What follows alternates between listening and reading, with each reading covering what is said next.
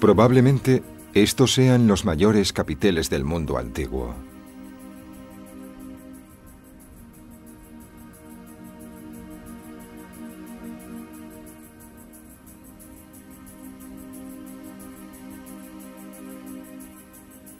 A una altura de 20 metros, aguantaban los techos del palacio más colosal de la antigüedad.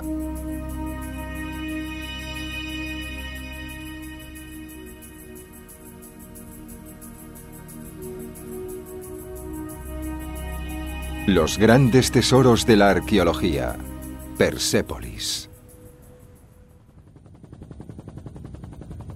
El destello de un imperio. Persépolis, la residencia del rey Darío, símbolo del poder y el esplendor del imperio persa. Darío hizo construir una vasta terraza en el centro, en las laderas de Kuerahmat, el monte de la piedad. El imperio persa llegó a extenderse por 3 continentes, desde el Indostán hasta la costa occidental del Mar Negro, desde el Mar Caspio hasta Etiopía.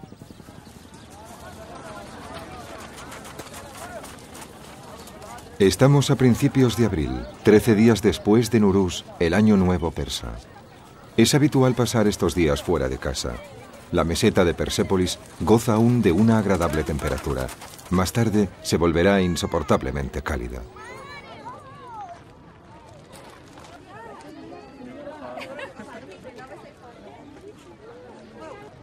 A los iraníes les gusta particularmente pasar la fiesta de Sizdah-e Bidar, el 13º día después del Año Nuevo, aquí en Persépolis. La gente ya se reunía en este lugar hace 2500 años, cuando el rey Darío levantó la ciudad. La tradición está tan arraigada que incluso en la República Islámica de Irán no es el calendario islámico, sino el preislámico el que determina el inicio del año.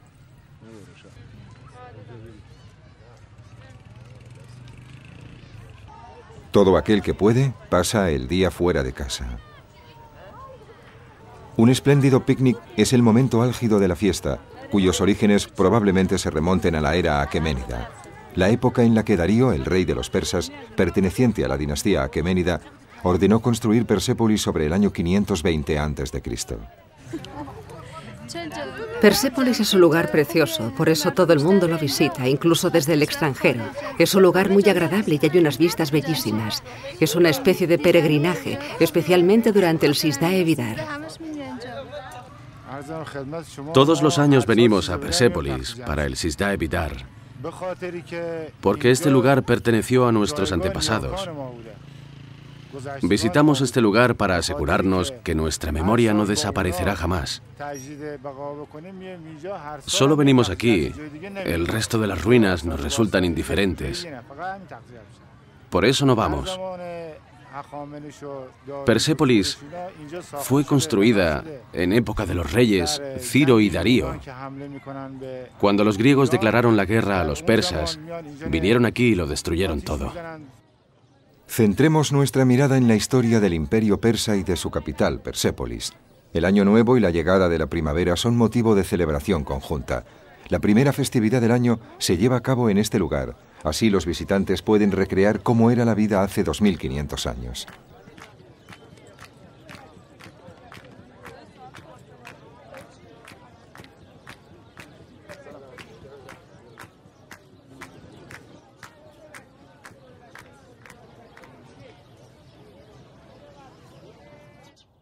La entrada es impresionante.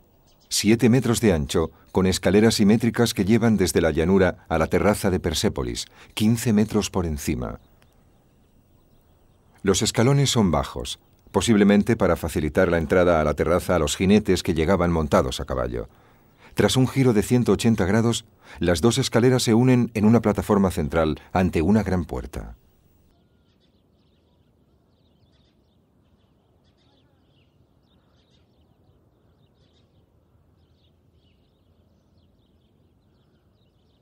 Dos puertas y 4 columnas, talladas en piedra caliza, siguen en pie.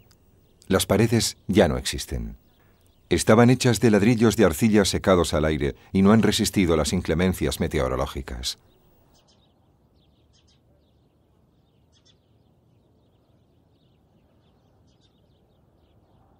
Fue el rey Jerjes, el hijo de Darío, el que hizo construir la estructura de esta puerta. En la inscripción, el hijo alaba los edificios de su padre, diciendo que a él se debe buena parte de la belleza de Persépolis. Jerjes llama a la entrada la puerta de todas las naciones. Enormes toros vigilaban la entrada, exigiendo respeto.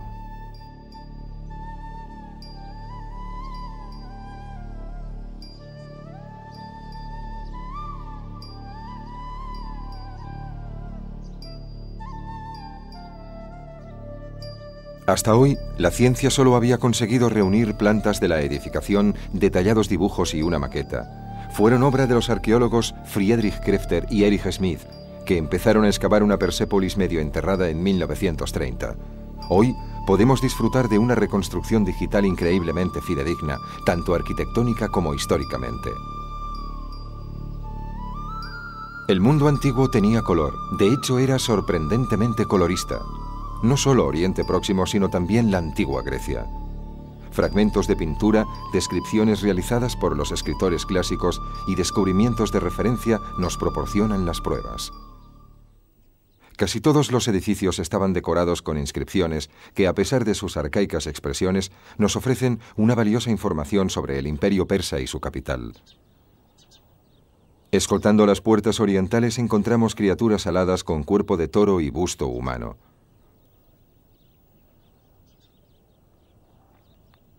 Las patas traseras de estos animales aparecen en relieve en las paredes de la puerta y las patas delanteras pueden verse esculpidas.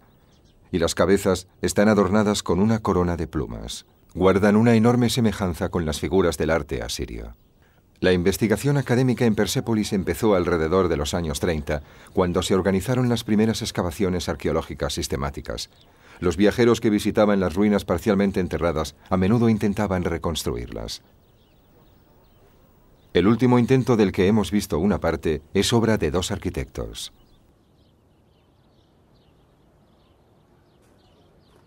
Wolfgang Gamke es uno de ellos. Ejerce de asesor en el yacimiento.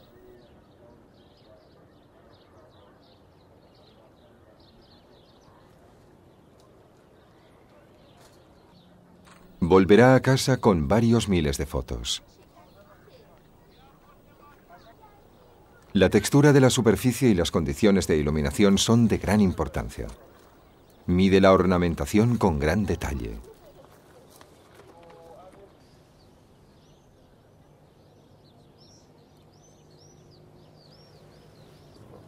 Y compara su trabajo con el realizado por el arquitecto y arqueólogo Friedrich Krefter en su reconstrucción.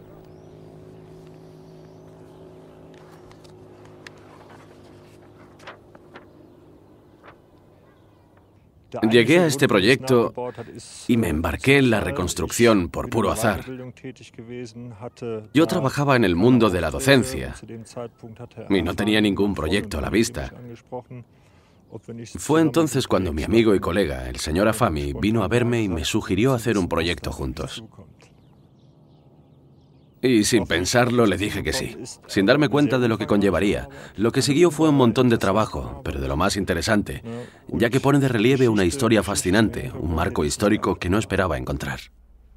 El almacén del Museo Pergamon de Berlín contiene una maqueta realizada por Friedrich Krefter, el iniciador de las excavaciones en Persépolis en 1935.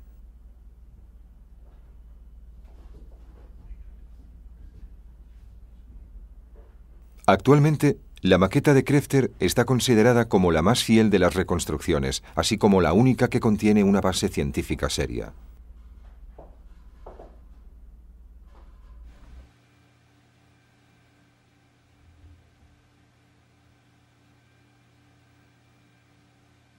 Wolfgang Gamke y su compañero Kurosh Afami han reconstruido Persépolis, una Persépolis virtual, por supuesto, aplicando el mismo software de animación que usan los arquitectos y los urbanistas.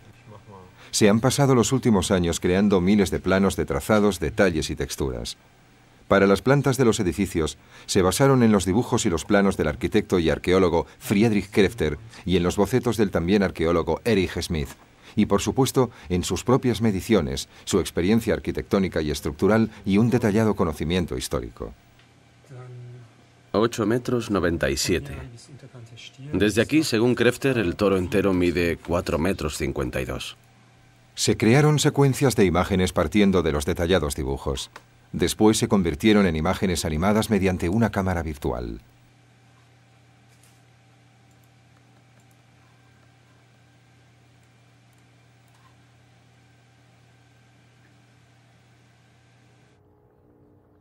Los ejércitos de Alejandro, el rey de Macedonia, destruyeron Persépolis en el año 330 a.C., seguramente incendiándola. Aún así, las ruinas siguen siendo impresionantes.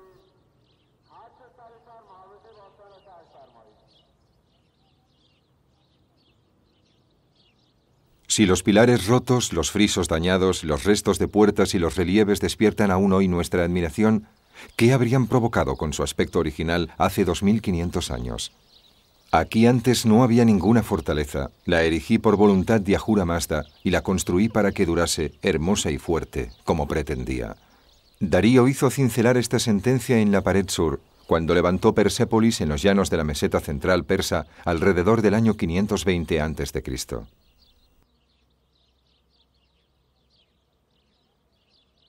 La materia prima utilizada fue piedra caliza, densa y dura.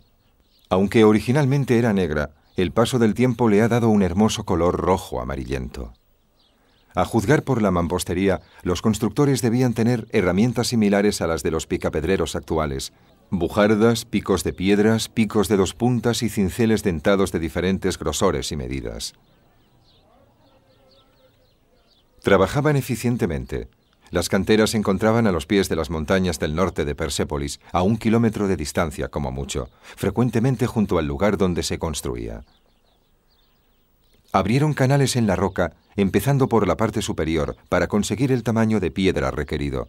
Era un trabajo terriblemente duro.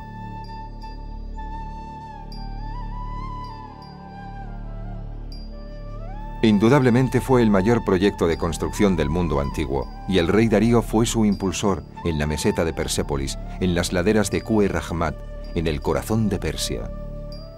Persépolis iba a convertirse en el eje de su imperio, un símbolo de poder.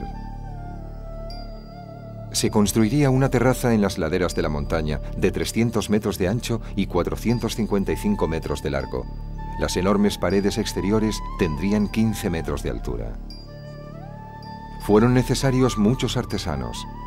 Los picapedreros eran jonianos y lidios, los orfebres eran de Media y de Egipto, los carpinteros lidios y egipcios, los hombres que trabajaban las baldosas eran babilonios. Así queda recogido en una inscripción en el palacio de Susa, que se edificó al mismo tiempo. En ningún documento escrito se habla de esclavos. Sin embargo, hay documentos que describen un complejo sistema de salarios en el imperio persa. El rey Darío nunca llegó a ver la construcción finalizada. Sus sucesores le añadieron detalles, la completaron y la cambiaron. Persépolis llegó a su aspecto definitivo bajo el mandato del rey Artajerjes II, que gobernó hasta el año 337 a.C. 170 años después del inicio de la construcción, 7 años antes de que fuera destruida. Incluso en ese momento, hace 2500 años, la gente acudía en masa a Persépolis con motivo de las celebraciones del Año Nuevo. Había mucho que ver.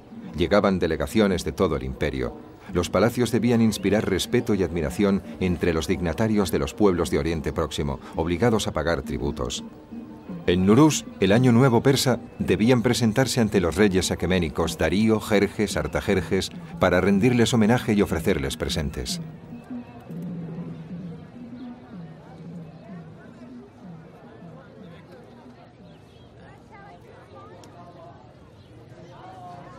A los visitantes les interesa saber la función precisa de cada palacio en particular o el significado de un relieve o una inscripción.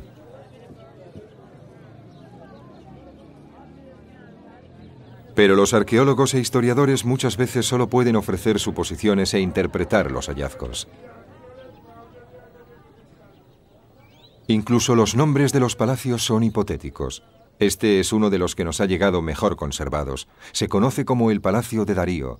No cabe duda de que la obra se terminó en vida de Darío, porque encontramos inscripciones que así lo atestiguan.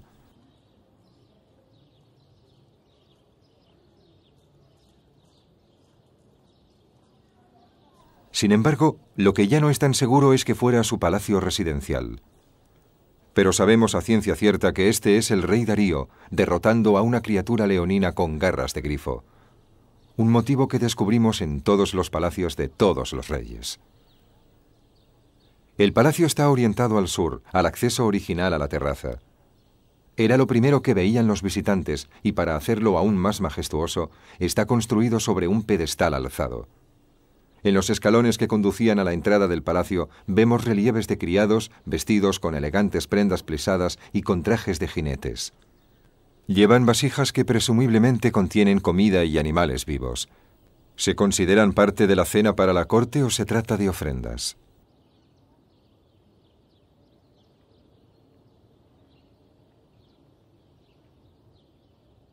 Hay sólidos argumentos que apoyan ambas teorías.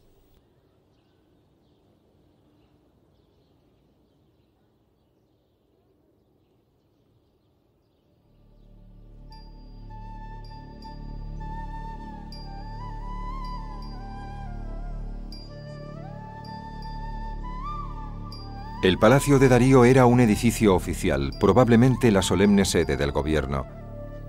Las representaciones gráficas en puertas y escalones muestran el estilo básico y los mismos motivos que todos los relieves de los jardines del palacio.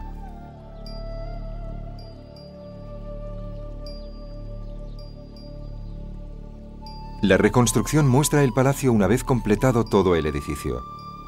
Los marcos de la puerta y las ventanas, los escalones y las columnas del pórtico están bien conservados, así que conocemos la altura del techo.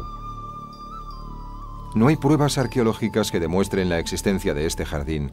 Sin embargo, no es descabellado pensar que aquí podíamos encontrar un jardín irrigado artificialmente, algo de una importancia vital en la arquitectura persa.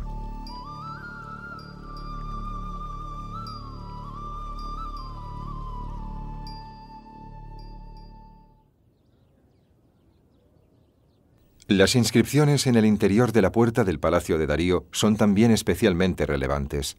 La primera está escrita en persa antiguo. El danés Karsten Nibua, un infatigable viajero y explorador de Oriente, las copió a finales del siglo XVIII. Una copia acabó en la Biblioteca Real de Göttingen y en las manos del profesor de gramática Georg Friedrich Grotefend. Una apuesta propició que se empezara a descifrar. Un amigo de Grotefend, Raffaello Fiorello, bibliotecario de la Biblioteca Real, aceptó el desafío de Grotefend, que aseguraba que podía descifrar un texto sobre cuyo alfabeto, lengua y contenido no tuviera ningún conocimiento.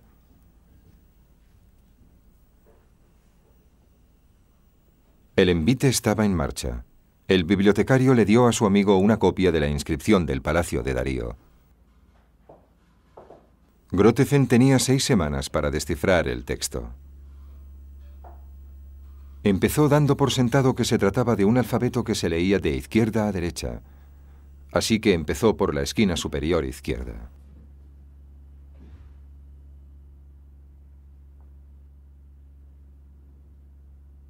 Interpretó las marcas oblicuas en forma de cuña como divisores de palabras. En la primera línea señaló 2 palabras. La segunda palabra de la primera línea se repite también en la segunda línea. Aquí está la palabra del medio. La siguiente palabra de la segunda línea vuelve a empezar con la misma secuencia de caracteres y continúa en la tercera línea, aunque aquí vemos 3 caracteres extra. Esta misma primera palabra también vuelve a aparecer en última posición en la tercera línea. Dedujo que la palabra era Dargiush, el nombre bíblico del rey Darío. Según Grotefend, la inscripción reza: Dareus, el gran rey, rey de reyes, rey de las tierras, hijo de Histaspes, hijo de los aqueménidos que construyeron este palacio. Se había encontrado una pequeña puerta de acceso al alfabeto persa. La entrada principal, sin embargo, se encontraría en la carretera de Ecbatana a Babilonia. Ali Asghar Sarin inicia su descenso por la cara del despeñadero de Bisotún.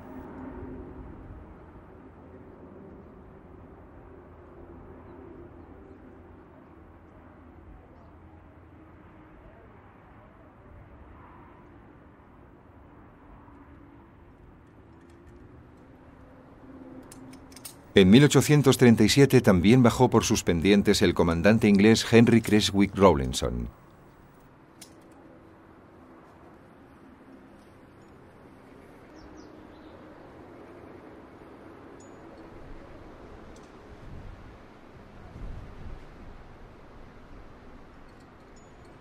El despeñadero tiene algo muy especial.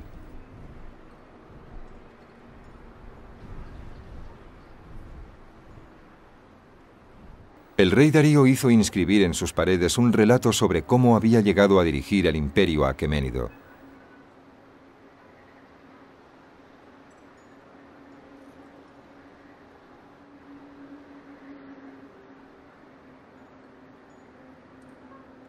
Los relieves y las inscripciones no se pudieron hacer desde el pie del despeñadero.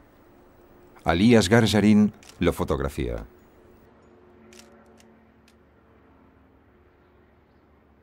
Rawlinson descendió todos los días durante semanas y meses para copiarlo.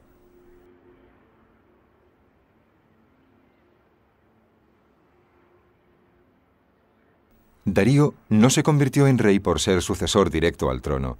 Era el sobrino del rey Cambises, que murió durante una campaña militar en Egipto. Cambises era hijo de Ciro el Grande. Textos y grabados muestran cómo prevaleció ganando batallas internas contra sus rivales.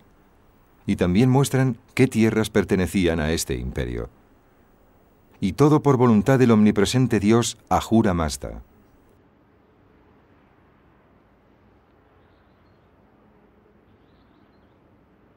En el relieve de Bisotún encontramos 3 lenguas distintas, elamita, babilónico y persa antiguo cuneiforme, que Darío había puesto especial interés en desarrollar. Así pues, nos muestra el progreso de la escritura cuneiforme persa y un informe sobre los acontecimientos del imperio persa antes de que Darío asumiera el poder. Además de la política imperial, descubrimos detalles sobre la Apadana, el gran salón del trono y de audiencia, el eje administrativo de Persépolis.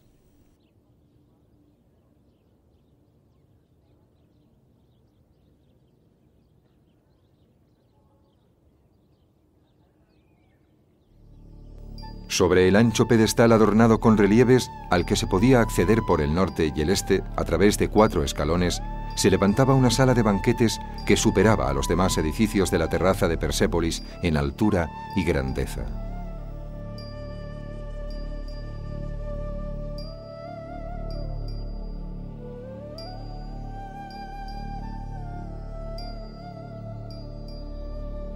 Las filigranas de las almenas de los pedestales, las escaleras y los aleros, las composiciones únicas de las columnas con sus coloridos motivos florales, el toro con cabeza humana, pezuñas doradas y rizos azules que miraba hacia abajo desde el techo, las tiras de esmalte policromo brillando al sol, las cornisas y el artesonado brillantes como el oro, las altas ventanas y los anchos marcos con sus puertas doradas. Todo eso generaba un ambiente imponente, el eco del cual aún resuena y escuchan los actuales visitantes de Persépolis. Así es como describió el Salón del Trono el arquitecto y arqueólogo Friedrich Krefter.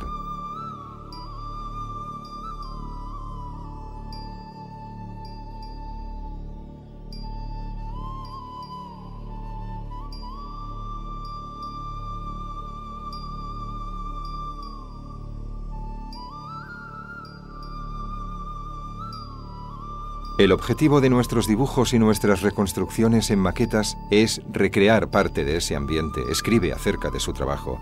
Lo mismo puede decirse de las reconstrucciones digitales de los edificios de Persépolis.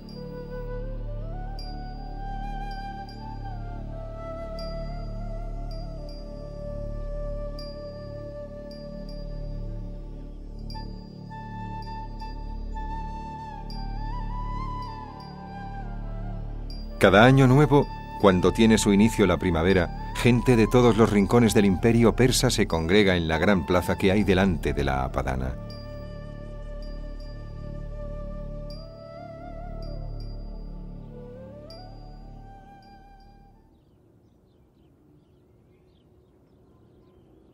Relieves en las escaleras.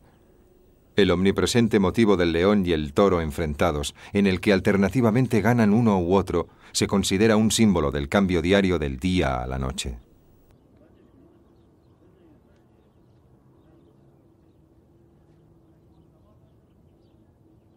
Esta inscripción no fue esculpida por orden del rey Darío. La ordenó su hijo Jerjes, quien mandó escribir: «Soy Jerjes, rey de reyes, hijo de Darío el Aqueménido.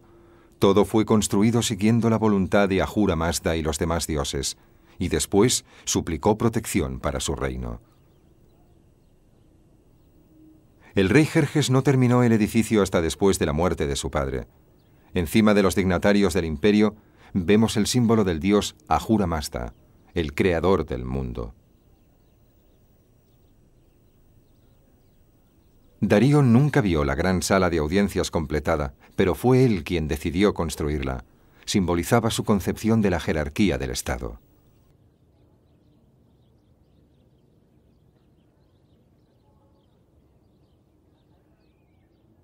La Apadana era el centro de un imperio, y los relieves de la escalera muestran su estructura social.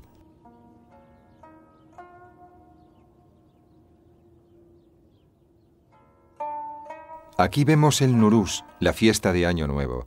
Los dignatarios imperiales se acercan al trono. Aún no han llegado, charlan y bromean.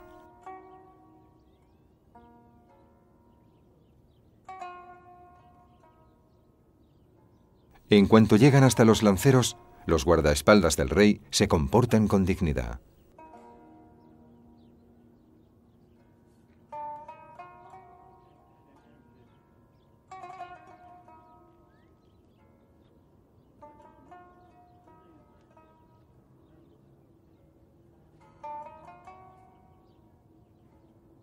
Se acercan al trono en 3 filas.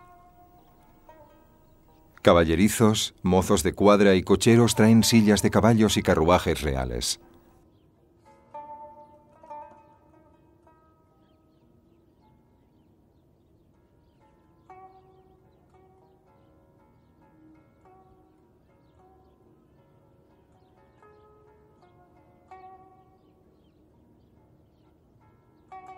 Las lanzas de los guardaespaldas están coronadas con granadas hechas con joyas.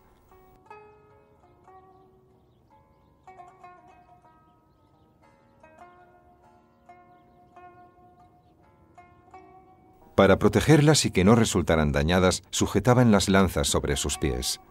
Son los llamados cargadores de manzanas. Los enviados de los pueblos a los que se les exige un tributo se acercan al trono. Esta es la delegación armenia.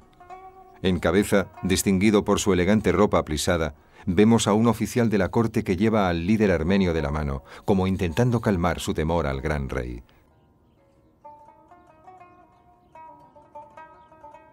Como regalos presentan un caballo hermosamente engalanado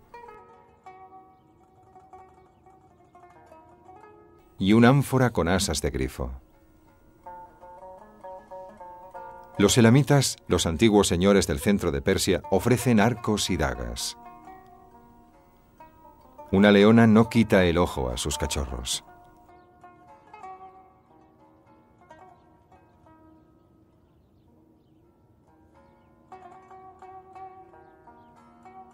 Formarán parte del coto de caza del señor. Nuevamente, un dignatario persa escolta a los enviados. Los babilonios ofrendan un cebú, una imagen pacífica. Los enviados de los pueblos conquistados no son representados como sujetos vencidos, sino que se acercan al gran rey con alegría y por propia voluntad.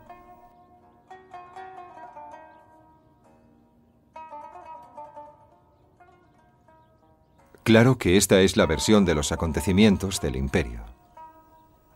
Este vasto reino, que cubría prácticamente todo el mundo conocido entonces, se alargó unos 200 años. Hubo pocos problemas internos o rebeliones en las tierras conquistadas. Estos carneros son un presente de la delegación siria.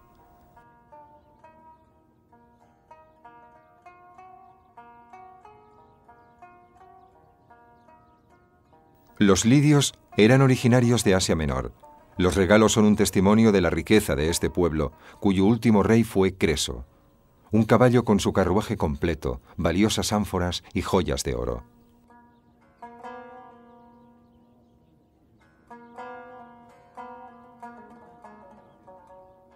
Los grandes imperios surgieron como resultado de la ambición de sus dirigentes.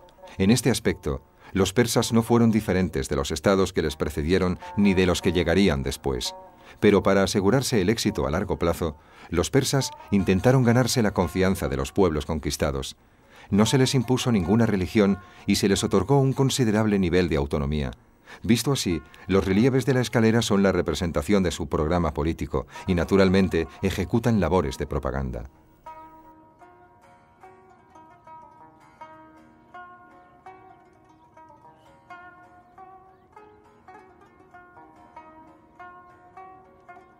Desde la zona más meridional del imperio llegaron los etíopes. Su regalo, una jirafa.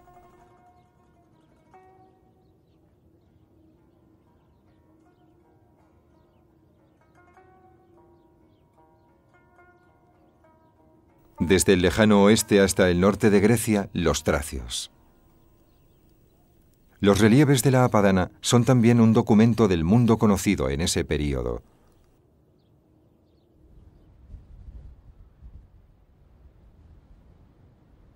La figura principal, el rey, no aparece en los relieves, recibiendo a los cortesanos y a las delegaciones del imperio. Descubriremos el motivo un poco más tarde.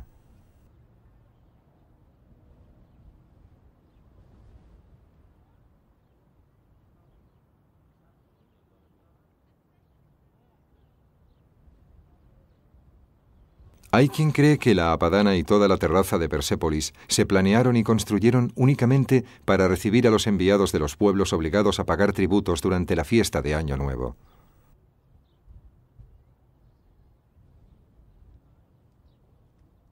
Esta teoría toma como indicio que el imperio tenía otras dos capitales, Susa y Ecbatana.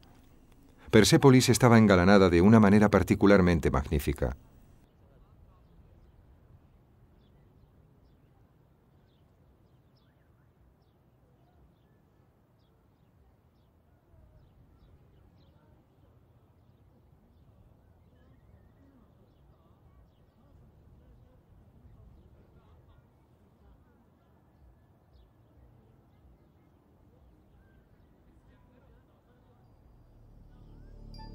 No tenemos pruebas de que los colores de los capiteles de las columnas sean los originales, pero sabemos que estaban pintados.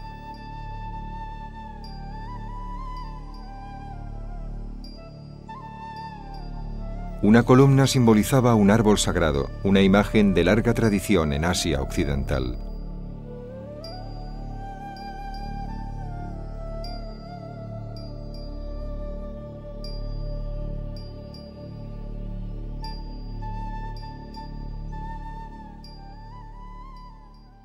Estos relieves hechos con mosaicos nos dan una idea de su color original. Tienen 2500 años de antigüedad.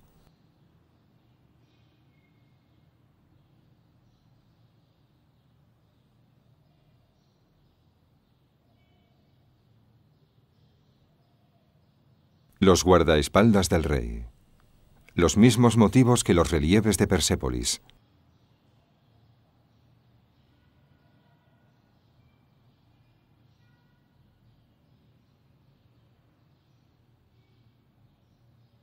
Míticas criaturas aladas.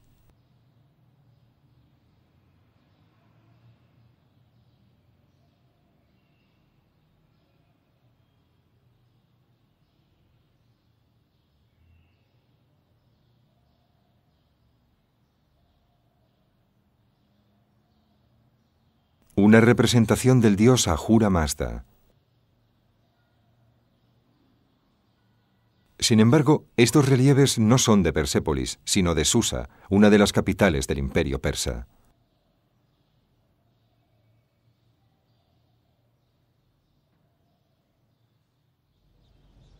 En Susa empezó toda la actividad arqueológica de Irán.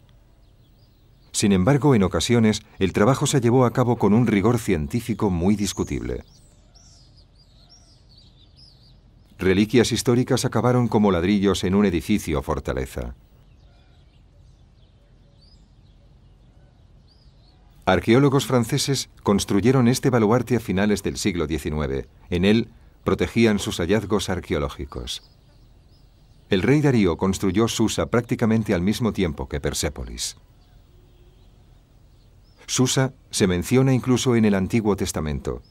El libro de Esther contiene un pasaje que dice: «Y cuando esos días acabaron, el rey dio un festín que duró 7 días para toda la gente que estaba presente en la ciudadela de Shushan, de grandes a pequeños, en el patio del jardín del palacio del rey. Oro y plata sobre un pavimento de mosaicos de alabastro, turquesa y mármol blanco y negro, y servían bebidas en vasijas de oro. Babilonia también formaba parte del imperio persa.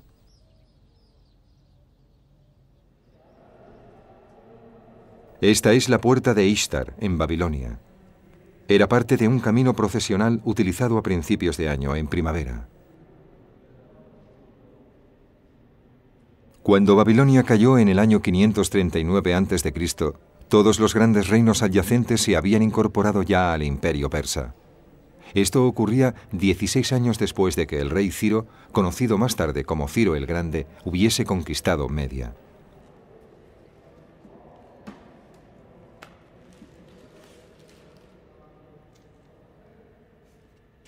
Ciro, tío abuelo de Darío, también conquistó Babilonia.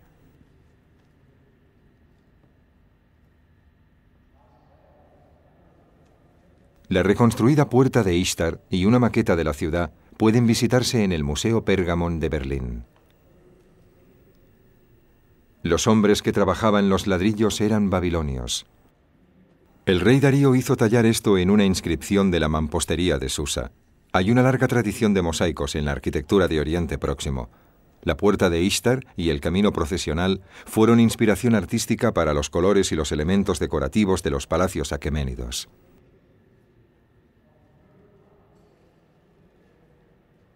A apenas unos kilómetros de Susa se encuentra Choga Zambil. La torre de este templo zigurat se considera la mejor conservada y la más monumental de su estilo. Es incluso más grande que la célebre Torre de Babel. Era el centro de una ciudad. En el siglo XIV a.C. era la sede de un rey elamita.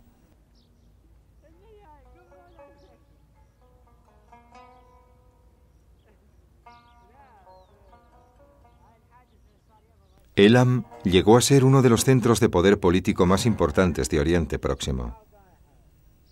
Tan poderoso que incluso arrebató a los babilonios la famosa estela del Código de Hammurabi y la trajo aquí. Actualmente el códice se halla en el Museo Louvre de París.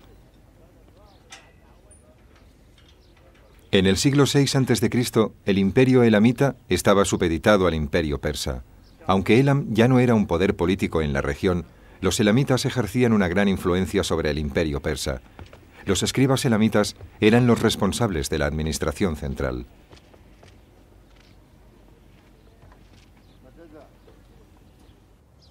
Su lenguaje y su sistema de escritura disfrutaban del mismo prestigio entre los babilonios y los antiguos persas. Susa se comunicaba con Persépolis a través de un camino postal que cruzaba los montes sagros. Había 22 puestos postales, uno cada 24 kilómetros.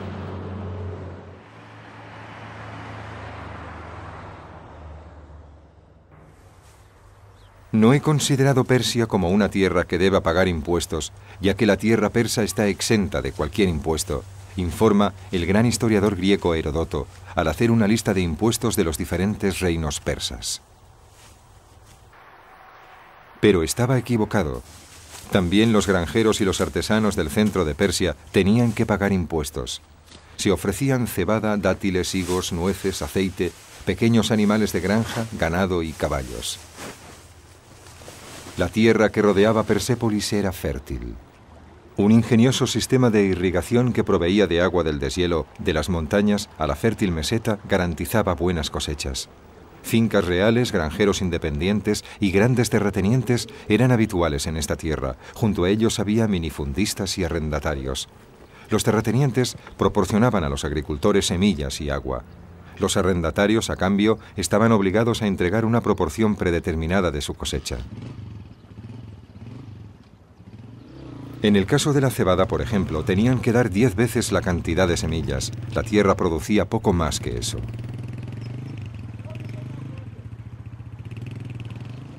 Sabemos que en la época de Darío existía un sistema de salarios graduados. Los salarios se pagaban en especies. El salario mínimo consistía en 1 litro de cebada al día, suficiente para hacer una hogaza de pan de medio kilo. A continuación, se situaban las cuotas especiales habituales, consistentes en cerveza, carne o fruta. No sabemos cómo eran los pueblos y los asentamientos en la época aqueménida. Hasta ahora solo se han excavado los centros de poder más importantes. El historiador romano Diodorus Siculus describe una región densamente poblada. Aunque por supuesto también había nómadas. Así que, aparte de las carreteras de asfalto y de los modernos medios de transporte, la zona que rodeaba Persépolis no debía ser muy diferente a como la vemos en la actualidad. Tampoco sabemos mucho sobre el día a día de los ciudadanos corrientes. Los documentos se escribían sobre cuero o se grababan sobre pequeñas tablas de arcilla, pero la gran mayoría de ellas no se han conservado. Solo algunas pequeñas tablas de arcilla se cocieron y endurecieron en el incendio que asoló Persépolis. Gracias a ellas, conocemos algunos detalles sobre la vida cotidiana en el Imperio persa. No se sabe mucho sobre los cultos y los actos religiosos persas. Ahura Mazda, el creador del mundo, por cuya voluntad Darío se convirtió en dios de los persas, es invocado continuamente. Apodado el Tripilón por los arqueólogos debido a sus 3 entradas, este edificio se construyó en ángulo recto con el gran salón del trono, pero su función aún no se ha determinado concluyentemente.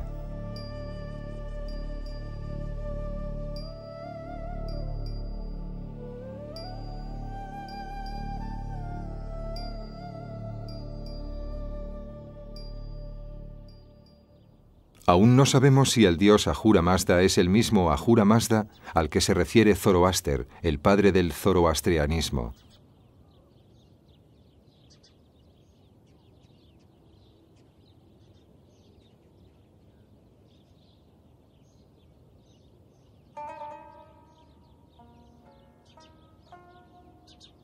Esta es la escultura animal más grande de la terraza de Persépolis. Originalmente eran 2. Su compañero está ahora en el Museo de Chicago. Los toros vigilaban la entrada de una habitación cuya función no está clara. Los relieves de la entrada norte muestran al rey entronado con los dignatarios del imperio. Son conducidos por los guardias del rey.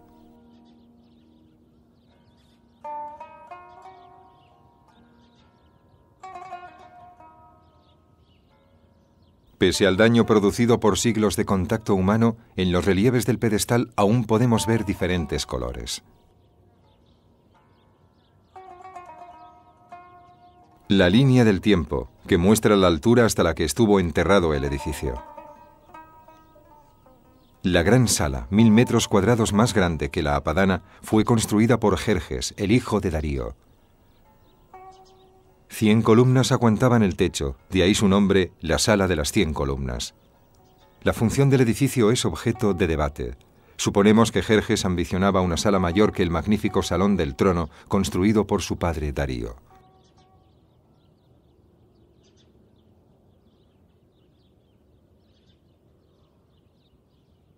Todo es más grande. Los relieves de la puerta que muestran la victoriosa batalla del rey contra un monstruoso grifo emplumado son más grandes que el resto de escenas de batallas reales.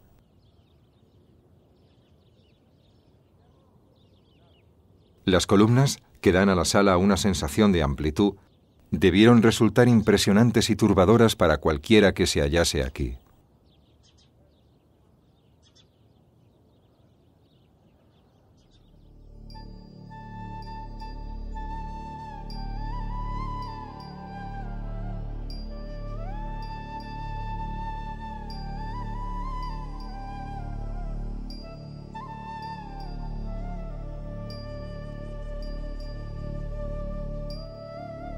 La terraza de Persépolis debió estar en un estado de construcción constante. Cada sucesor deseó superar, o al menos igualar, los logros de su predecesor.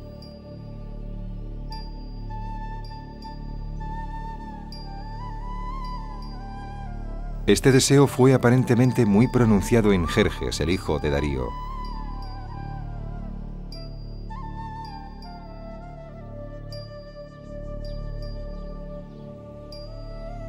Tras casi 200 años de construcción, la terraza estaba prácticamente atestada de edificios. Aún así, creemos que todavía quedan cimientos por descubrir.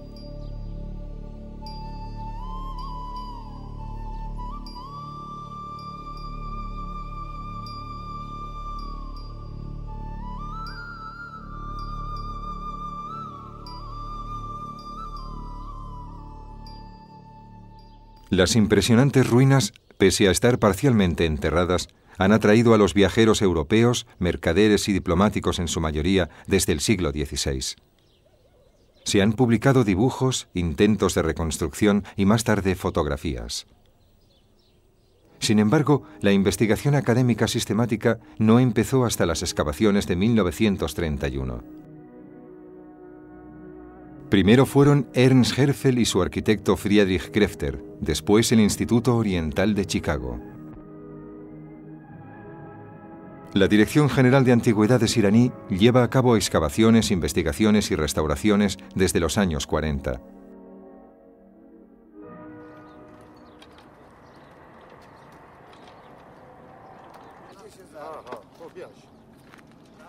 Una enorme piedra movida con rodillos, una técnica no muy diferente a la usada por los artesanos hace 2500 años.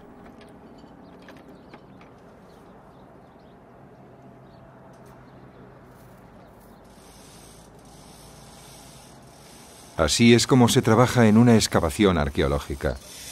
La maquinaria moderna produce vibraciones muy violentas y ello podría ocasionar daños muy serios. Así que se usan un bloque y un aparejo para mover la pesada sección milímetro a milímetro. La construcción se encuentra a unos metros al sur de la terraza. Se está excavando y restaurando una tumba real incompleta. Llevamos 40 años trabajando aquí, restaurando y reconstruyendo el lugar. Muchos de los métodos que usamos son los mismos que utilizaban los primeros responsables del yacimiento. Podemos trabajar mejor y de forma más fiable con la criba y las poleas que pueden ver aquí. Las nuevas herramientas, especialmente las cribas modernas, también tienen sus limitaciones. Solo las podemos usar para ciertos trabajos y tienen que planearse bien. Podemos mover piedras pesadas de 70 a 100 kilos con más confianza con nuestros métodos. Sin embargo, para proteger los restos, en un futuro tenemos previsto usar materiales modernos, como fibra de carbono en lugar del acero. Pero básicamente, el trabajo es más sencillo y más seguro usando los métodos tradicionales. Se han descubierto algunas tumbas superpuestas a la terraza en las laderas de Kuer Ahmad. Esta tumba está en la montaña de Artajerjes III, rey de los persas desde el año 358 al 337 a.C. Los relieves son similares a los que vimos en los palacios, el dios Ahura Mazda reverenciado. Los pueblos conducen al gobernante.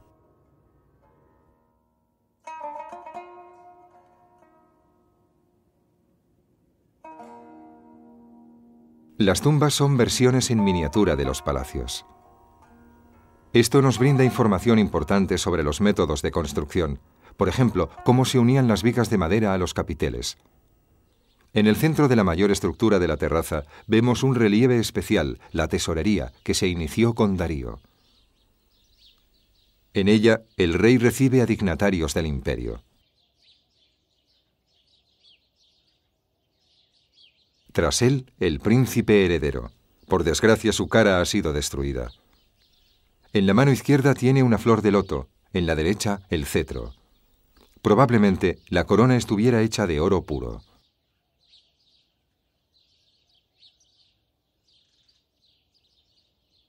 El relieve se considera una obra maestra del arte aqueménido por su detallada composición de los objetos y la gente.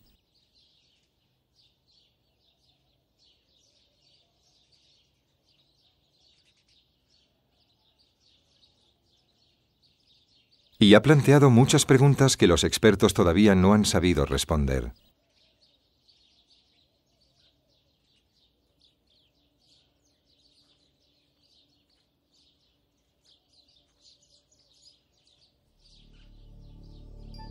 ¿Quién es el rey? ¿Darío o Jerjes? El príncipe heredero que aparece tras el rey podría ser Jerjes o su hijo Artajerjes. Lo que sabemos con seguridad es que ya no está en su posición original. La opinión generalizada es que una vez fue el relieve central de la escalera de la Apadana, en cuyo caso representaría a Darío. Tras su muerte, su hijo la quitó porque no quería seguir siendo representado como el príncipe heredero. También hay opiniones enfrentadas respecto a la tesorería. ¿Era la sede de la administración financiera o un almacén y un archivo de objetos valiosos?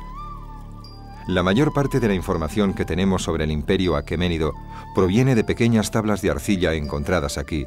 El fuego originado por los soldados de Alejandro las coció y las endureció. Así es como las tablas de arcilla se han conservado. Parsa, el viejo nombre de Persépolis, está grabado en la arcilla.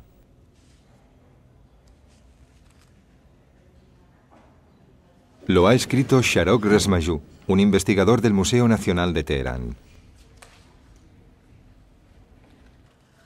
Las tablas de arcilla, miles de las cuales fueron encontradas en la tesorería, son documentos principalmente administrativos sobre pagos al personal de la Casa Real.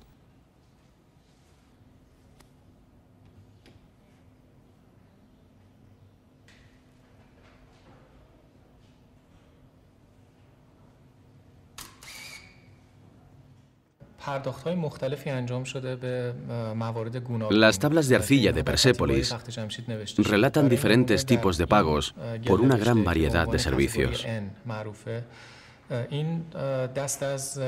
Esta tabla, clasificada como N, relata los pagos a las madres. Aquí se daba vino a las madres que acababan de dar a luz.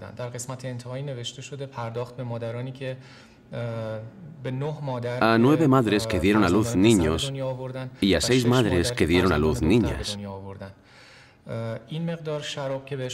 El vino que recibieron podía cambiarse, como el dinero, por otros bienes. La mayoría de las tablas de arcilla de Persépolis, que contienen detalles de pagos, se hicieron de la misma manera. El escriba aguantaba la tabla entre su dedo pulgar y los demás, y por eso muchas veces se observan huellas en el lado izquierdo. La primera línea de la tabla empezaba arriba. La pluma se apretaba contra la arcilla, dejando huellas rayadas. Después esas líneas se rellenaban con escritos. Si cometía un error, podía igualarlo, ya que la arcilla aún estaba húmeda, y hacer la corrección. La inscripción estaba sellada en la esquina superior izquierda para hacerla oficial. A veces, si el reverso permanecía en blanco, también se sellaba para evitar que se realizaran entradas posteriores. Aquí se pueden ver agujeros a ambos lados, por los que podía pasar un trozo de cuerda, con los que se colgaban y archivaban las tablas. Un grupo de escolares mira un relieve en el Museo Nacional de Teherán.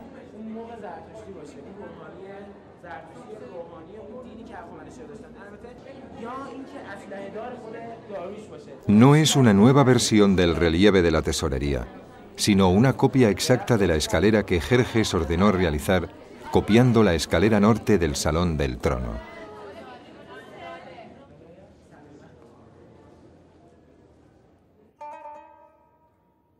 Darío el rey declara: "Este es el reino que poseo, desde Escitia, más allá de Sogdiana, hasta Etiopía, desde India hasta Lidia".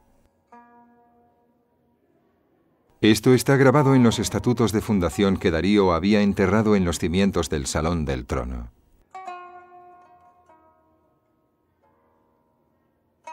¿Cómo pudo un imperio tan grande durar tanto tiempo? Sin duda, este fue uno de los grandes logros de la historia aqueménida. Fundar un imperio tan grande y dirigirlo.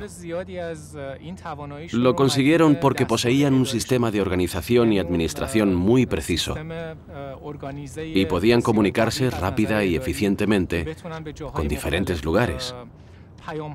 Para ello necesitaban carreteras bien construidas. Necesitaban algún tipo de servicio postal para poder hacer llegar sus mensajes.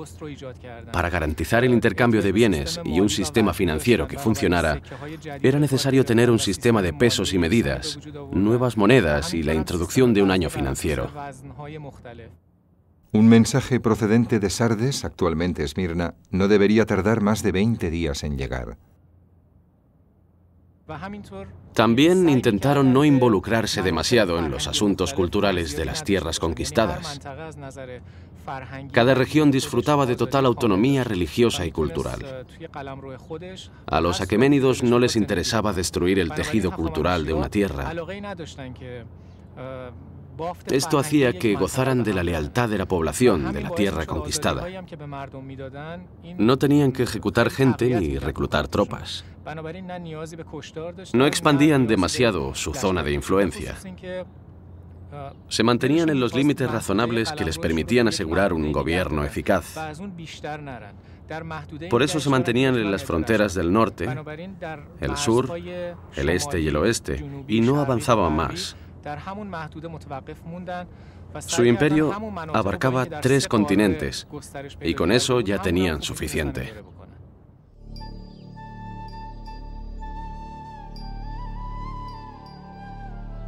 El intento de reconstrucción digital de la terraza de Persépolis no pretende ser la versión definitiva. Los continuos trabajos de investigación y las excavaciones que se llevan a cabo sacarán a la luz nuevos descubrimientos. Los intentos de reconstrucción podrán completarse y aportarán datos novedosos. Se cuenta que Alejandro, después de que sus soldados arrasaran la terraza de Persépolis en el año 330 a.C., visitó las ruinas y no pudo dejar de sentir remordimientos. Desde Persépolis se dirigía un imperio ejemplar por su organización y su administración.